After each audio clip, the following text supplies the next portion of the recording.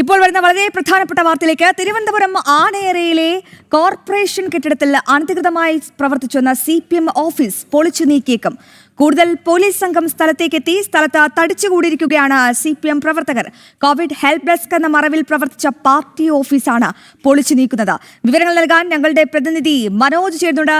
Manoj, very good afternoon. ജനം TV സംഘത്തിന് നേരെ വലിയ രീതിയിലാണ് ആക്രമണം നടത്താൻ ഈ സഖാക്കൾ എല്ലാവരും ഒത്തുകൂടിയത്. എന്തായാലും മനോജ് കൃത്യമായി തന്നെ തന്റെ നിലപാടിൽ ഉറച്ചു നിന്നു, വാർത്ത റിപ്പോർട്ട് ചെയ്തു, അതിന്റെ അഭിനന്ദനങ്ങൾ അറിയിക്കുകയാണ്. എന്തായാലും ഇപ്പോൾ ആ അനധികൃത കെട്ടിടം, ആ പാർട്ടി കെട്ടിടം പൊളിച്ചു നീക്കിയേക്കും അല്പസമയത്തിനകം തന്നെ. എപ്പോഴാകും, ആരൊക്കെയാണ് ഇപ്പോൾ അവിടെ തമ്പടിച്ചിരിക്കുന്നത്? ഒപ്പം സഖാക്കളുടെ പ്രതികരണം എങ്ങനെയാണ് മനോജ്?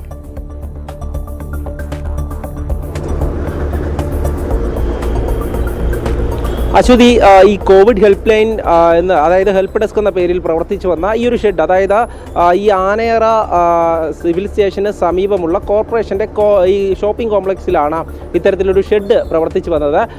അതിനുശേഷം ഈ കോവിഡ് കാലഘട്ടത്തിന് ശേഷം പിന്നീട് അത് പാർട്ടി പ്രവർത്തനങ്ങൾക്കായി ഉപയോഗിച്ചു എന്നുള്ളതാണ് കണ്ടെത്തൽ. അതുമായി ബന്ധപ്പെട്ട് കോർപ്പറേഷൻ അധികൃതർ ഇവിടെ ഒരു നോട്ടീസ് നൽകിയിരുന്നു, ഇവിടെ നിന്നും ഒഴിഞ്ഞു മാറണമെന്നുള്ള കാര്യം. പക്ഷേ അതൊന്നും തന്നെ ഇവർ അംഗീകരിച്ചിരുന്നില്ല. അതായത് ഔദ്യോഗികമായി ഞങ്ങളെ അറിയിച്ചത് ഇങ്ങനെയാണെന്നൊക്കെ പറഞ്ഞ് പല വിശദീകരണങ്ങളും ഇവിടെയുള്ള ഈ പ്രാദേശികമായിട്ടുള്ള CPM നേതാക്കൾ നൽകുന്നുണ്ട്. അതായത് ഈ കോവിഡ് കാലത്തിന് ശേഷം ഒരു ചാരിറ്റബിൾ ട്രസ്റ്റിൻ്റെ പേരിലാണ് ഈ ഒരു ഓഫീസ് പ്രവർത്തിച്ചു വന്നത്. പക്ഷേ ആ ഓഫീസിൽ നിന്നും നമുക്ക് കാണാൻ സാധിച്ചത് CPMൻ്റെ കൊടികളും കൊടിതോരണങ്ങളും അതോടൊപ്പം ഈ പുസ്തകങ്ങളും ഒക്കെ ഈ കോർപ്പറേഷൻ ജീവനക്കാരെത്തി അവിടെ നിന്നും മാറ്റുന്നതാണ്. കാരണം അതിനകത്തുണ്ടായിരുന്ന സാധനങ്ങളാണ് ഇതൊക്കെ നമ്മൾ ദൃശ്യങ്ങളിലൂടെ കാണിച്ചിരുന്നു. അതോടൊപ്പം തന്നെ ഈ ഷോപ്പിംഗ് കോംപ്ലക്സിന് മുകളിലുള്ള ഒരു ഭാഗത്ത് ചിലർ മദ്യപിച്ച് കിടക്കുന്ന, അതായത് ഇവിടെ അന്വേഷിച്ചപ്പോൾ നമുക്ക് മനസ്സിലായത് CPMൻ്റെ പ്രാദേശികമായിട്ടുള്ള പ്രവർത്തകരൊക്കെയാണ് എന്നുള്ളതാണ്. ചിലർ മദ്യപിച്ച് കിടക്കുന്ന ആ ദൃശ്യങ്ങൾ നമുക്ക് ലഭിച്ചിരുന്നു. അതായത് ഒരു കോർപ്പറേഷന് കീഴിലുള്ള കെട്ടിടത്തിൽ ഇതൊക്കെയാണ് സംഭവിക്കുന്നത് എന്നത് നമ്മൾ റിപ്പോർട്ട് ചെയ്തിരുന്നു.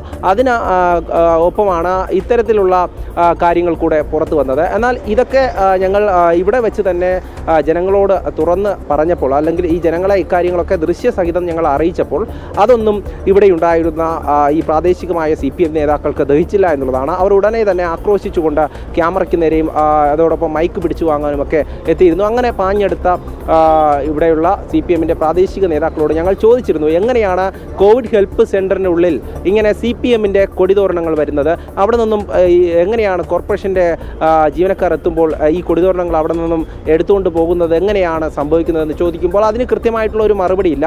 ഇവിടെ ചിലരൊക്കെ പറയുന്നത് ഞങ്ങളത് ഇത്രയും കാലം ഉപയോഗിച്ച് വന്നതാണ്, അവിടെ ആരൊക്കെ കൊണ്ട് കൊടി വെച്ചു എന്നൊക്കെയാണ്. പക്ഷേ അതൊന്നും ഒരു വ്യക്തതയില്ലാത്ത വിശദീകരണമായി മാത്രമേ കണക്കാക്കാൻ സാധിക്കുകയുള്ളൂ. ഇങ്ങനെ ഭരണത്തണലിൽ, ഈ ഒരു അധികാരത്തണലിൽ കഴിഞ്ഞ കുറേയധികം വർഷങ്ങളായി നടന്നു വന്ന സംഭവങ്ങളാണ്. ഇന്ന് കോർപ്പറേഷൻ ഭരണസമിതി മാറുമ്പോൾ ആ കാര്യങ്ങളൊക്കെ തുറന്നു കാട്ടപ്പെടുന്നു എന്നുള്ളതാണ്.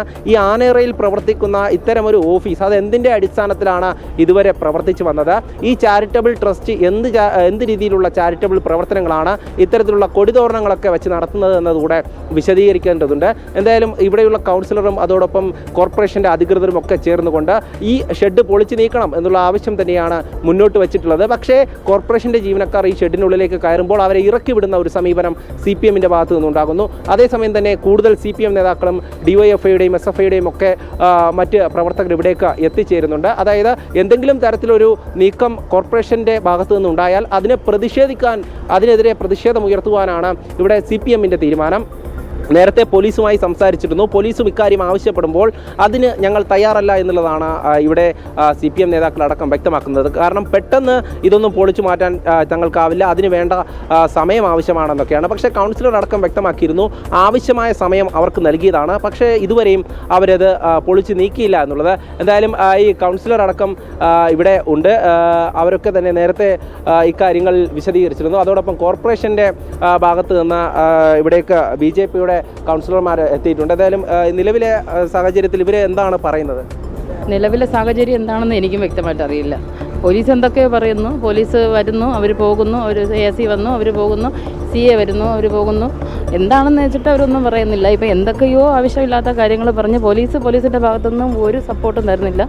പോലീസ് അവരുമായിട്ട് ചേർന്നുകൊണ്ട് എന്തോ രാഷ്ട്രീയമാണ് കളിക്കുന്നത്.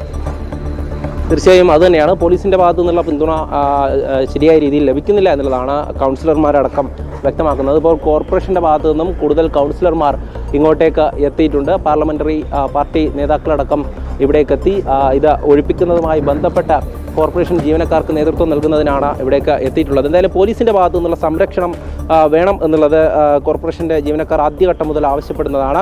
ആ രീതിയിലൊരു സംരക്ഷണം പോലീസിന് ഒരുക്കാൻ സാധിച്ചിട്ടില്ല എന്നുള്ളതാണ് കൗൺസിലർമാരുടെ പരാതി. എന്തായാലും അല്പസമയത്തിനകം തന്നെ ഇത് പൊളിച്ചു നീക്കണം എന്നുള്ളതാണ് കോർപ്പറേഷൻ്റെ ഭാഗത്തു നിന്നുള്ള ആവശ്യം, അതായത് കോർപ്പറേഷൻ കൗൺസിലർമാരുടെ ഭാഗത്തു നിന്നുള്ള ആവശ്യം.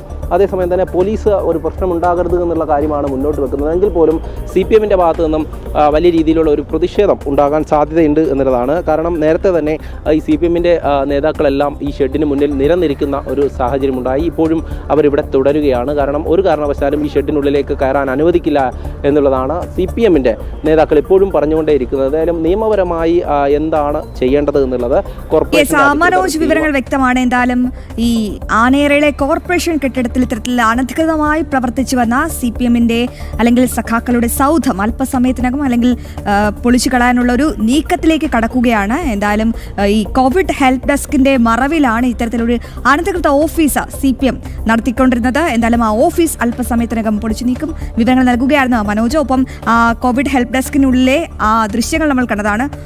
ഫുൾ ചുവന്ന കൊടികളാണ്. അപ്പോൾ ഒരുപോലുള്ള മാസ്ക് അടിക്കാനാണോ എന്നൊക്കെയാണ് പ്രേക്ഷകർ നമ്മളോട് ചോദിക്കുന്നത് കമന്റുകളായി. എന്തായാലും നമുക്കിനി മറ്റ് വാർത്തകളിലേക്ക് പോകാം. ഇതുമായി ബന്ധപ്പെട്ട തിരുവനന്തപുരത്ത് ജനം TV സംഘത്തിന് നേരെ CPM കയ്യേറ്റം. ആനേറയിലെ കോർപ്പറേഷൻ കെട്ടിടത്തിൽ അനധികൃതമായി പ്രവർത്തിച്ച CPM ഓഫീസ് ഒഴിപ്പിക്കുന്നത് റിപ്പോർട്ട് ചെയ്യാനെത്തിയ ദൃശ്യങ്ങൾ കാണാം. അനധികൃതമായി പ്രവർത്തിച്ച CPM ഓഫീസ് ഒഴിപ്പിക്കുന്നത് റിപ്പോർട്ട് ചെയ്യാനെത്തിയപ്പോഴായിരുന്നു കയ്യേറ്റം. ദൃശ്യങ്ങൾ പകർത്തുന്നത് CPM നേതാക്കൾ തടഞ്ഞു. ക്യാമറയും മൈക്കും നശിപ്പിക്കാനും റിപ്പോർട്ടറെയും ക്യാമറമാനെയും ആക്രമിക്കാനും സംഘം ശ്രമിച്ചു.